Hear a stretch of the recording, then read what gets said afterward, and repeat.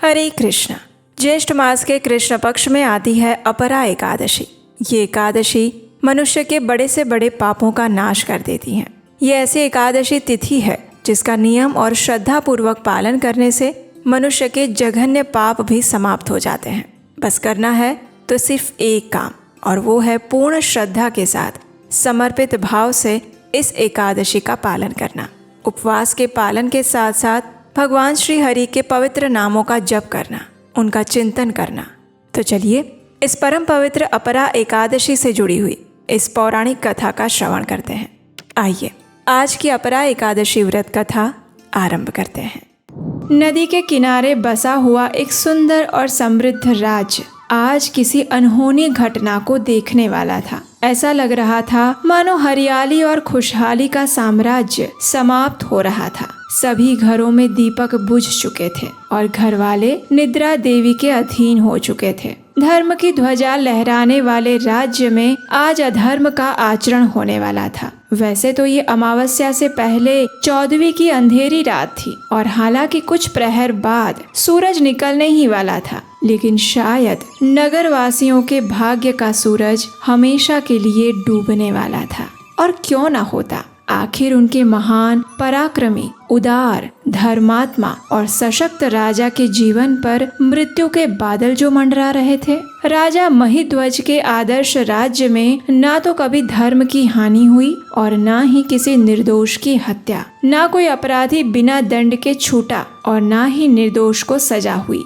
लेकिन कहते हैं ना, जिसे बाहर वाले पराजित नहीं कर सकते उसे घर वाले ही मार देते हैं। ऐसा ही तो हुआ था पांडवों के साथ, जब उनके स्वयं के चचेरे भाइयों ने उन्हें अपना अधिकार देने से इनकार कर दिया था। और ऐसा ही कुछ होने वाला था राजा महिध्वज के साथ। और इस कथा में मुख्य खलनायक का किरदार निभा रहे थे उनके अपने छोटे भाई वज्रध्वज, जो कि अपने बड़े भाई के कीर्ति पताका की चमक को सह न पाने के कारण राजा महिध्वज के शत्रु बन बैठे थे। और इसका परिणाम ये आया कि वज्रध्वज ने एक अत्यंत क्रूर निर्णय लिया। उसके कानों में राजा महिध्वज की लोकप्रियता के शब्द गूंज रहे थे और वो उसे शांति से सोने नहीं दे रहे थे। ईर्ष्या और द्वेष उस पर पूर्ण रूप से हावी हो चुके थे। आखिरकार वो उठा उस अंधेरी रात में अंधकार से भी ज्यादा काला कृत्य करने के लिए। उसके कदम राजा महिध्वज के कक्ष की ओर बढ़ रहे थे। ना तो उसे किसी सिपाही ने रोका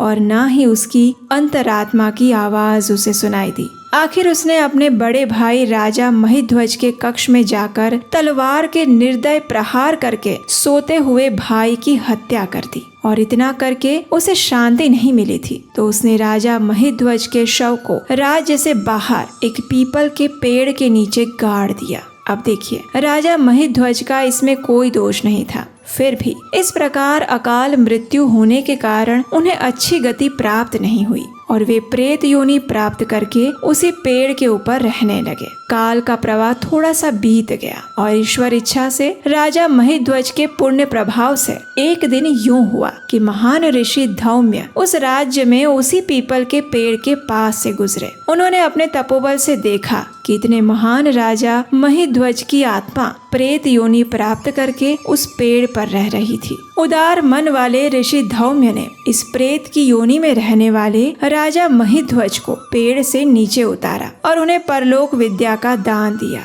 अब देखिए, सत्पुरुषों की उदारता की कोई सीमा नहीं होती। उनकी करुणा का सागर सबके लिए एक समान रूप से बहता है। तो बस ऋषि धौम्य ने भी राजा को इस प्रेत योनि से मुक्ति प्रदान करने के लिए अपरा एकादशी का अनुष्ठान किया। इस व्रत के पालन से उन्हें जो पुण्य फल प्राप्त हुआ उसे उन्होंने राजा महिध्वज को प्रदान कर दिया और उसी पुण्य फल के परिणाम स्वरूप राजा महिध्वज को प्रेत योनि से मुक्ति प्राप्त हुई। उन्होंने कृतज्ञता व्यक्त करते हुए ऋषि को प्रणाम किया और आध्यात्मिक लोक की ओर गमन कर लिया।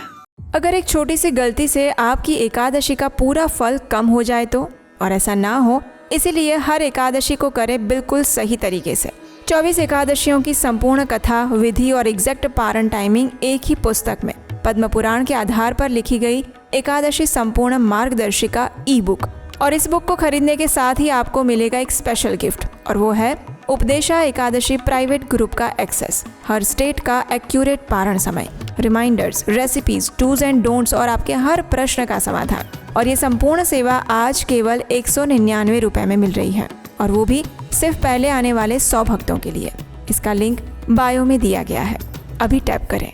कथा का समापन करते हुए भगवान श्री कृष्ण अब इस अपरा एकादशी के महात्म्य की चर्चा करने लगे। उन्होंने कहा, जो भी इस एकादशी का श्रद्धा और निष्ठा पूर्वक पालन करता है वह अत्यंत जघन्य पाप कर्मों जैसे कि ब्रह्म हत्या, पर स्त्री संग, धन के लिए शास्त्रों का अध्ययन, गुरुद्रोह इत्यादि से भी मुक्त हो सकता है। इतना ही नहीं, इस एकादशी का निष्ठा पूर्वक पालन करने से व्यक्ति को कार्तिक मास में पुष्कर में स्नान करना, काशी में शिवरात्रि का पालन करना, माघ मास में प्रयाग तीर्थ में स्नान करना, गया में पिंडदान देना, सुवर्ण का दान देना, सूर्य ग्रहण के समय कुरुक्षेत्र में स्नान करना, कुंभ में केदारनाथ या बद्रीनाथ के दर्शन करना इत्यादि सभी पुण्य कर्मों से जो फल प्राप्त होते हैं वे सारे पुण्य फल सिर्फ इस अपरा एकादशी का श्रद्धा और नियम पूर्वक पालन करने से मिल जाते हैं। ये व्रत बहुत ही तीक्ष्ण कुल्हाड़ी से पाप वृक्ष को तोड़ देता है, अथवा फिर ये कहो कि हिरण रूपी पापों को भगाने वाला ये सिंह व्रत है। इस व्रत का पालन करने से व्यक्ति को वैकुंठ की प्राप्ति होती है। इतना ही नहीं, अपितु जो व्यक्ति इस अपरा एकादशी की कथा का श्रवण या पठन भी करता है वो भी सभी पापों से मुक्त हो जाता है। तो इसलिए आज इस कथा का श्रवण करके आपको तो अनंत पुण्य फल की प्राप्ति हो चुकी है। अब आप इसे अपने मित्रों और परिवारजनों तक भी पहुंचाइए, जिससे उनका भी इस एकादशी कथा का श्रवण करके उद्धार हो सके। इस कथा के विषय में ये भी कहा गया है कि इस कथा को एकादशी व्रत पालन के दिन पूर्ण स्वरूप में अवश्य सुनना चाहिए। जो भी व्यक्ति एकादशी का व्रत पालन करता है उसे व्रत धारण करके उपवास के साथ एक आसन पर बैठकर इस कथा का श्रवण अथवा पठन अवश्य करना चाहिए। चलिए अब बात करते हैं एकादशी के दिन हमारा मुख्य कर्तव्य क्या होना चाहिए। एकादशी तिथि का जब प्रादुर्भाव हुआ तब भगवान नारायण ने उसे ये वरदान दिया था कि जो भी व्यक्ति इस व्रत का श्रद्धा और नियम पूर्वक पालन करेगा उसके समस्त पूर्व पाप कर्मों का नाश हो जाएगा, उसे सर्वोच्च आध्यात्मिक फल मिलेगा और यहाँ तक कि उसे भगवान के वैकुंठ धाम की भी प्राप्ति होगी।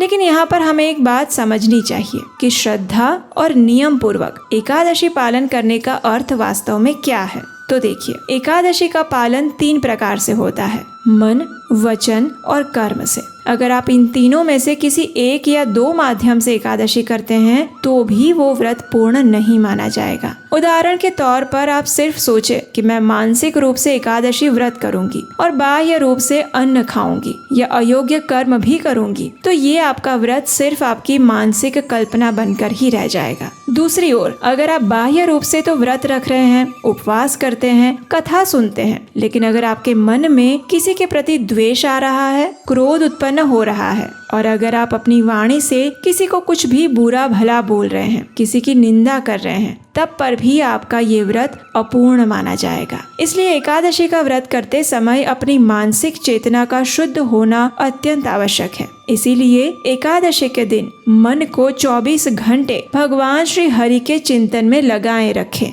वचन को उनका हरिनाम जप करने में और कीर्तन करने में लगाएं और कर्म के द्वारा एकादशी का उपवास करें। हरे कृष्ण महामंत्र की माला का जप करें, तुलसी पूजन और भगवान की सेवा करें और इस प्रकार आप मन, वचन और कर्म से एकादशी व्रत का पालन कर सकते हैं। एकादशी का व्रत करना और करवाना ये प्रत्येक सनातन धर्म का पालन करने वाले व्यक्ति का कर्तव्य है और इसलिए हम अपने इस चैनल के माध्यम से ये छोटा सा प्रयास कर रहे हैं, जहां हम मात्र अपने वैदिक ग्रंथों और शास्त्रों से प्रमाणभूत जानकारी आपके लिए लेकर आते हैं और वो भी बिना किसी मिलावट के। अगर आपको हमारा ये प्रयास सराहनीय लगता है तो इस कार्य को आगे बढ़ाने में आप हमारी सहायता कर सकते हैं। स्क्रीन पर दिए गए नंबर पर अपना आर्थिक योगदान भेजकर। आपके द्वारा प्राप्त हो रहे सहयोग से हमारी टीम का उत्साह तो बढ़ता ही है, लेकिन सनातन शिक्षा को संपूर्ण विश्व में फैलाने का पुण्य फल भी आप अपने आप ही अर्जित कर लेते हैं। आपके द्वारा हमारे लिए की जा रही प्रार्थना और इस चैनल को सब्सक्राइब करना, ये भी हमारे लिए बहुत बड़ा मोटिवेशन बन जाता है। तो आइए साथ मिलकर हमारी गौरवपूर्ण वैदिक संस्कृति का प्रचार और पुनरुत्थान करते हैं, सिर्फ शास्त्रोक्त प्रमाणभूत ज्ञान के माध्यम से।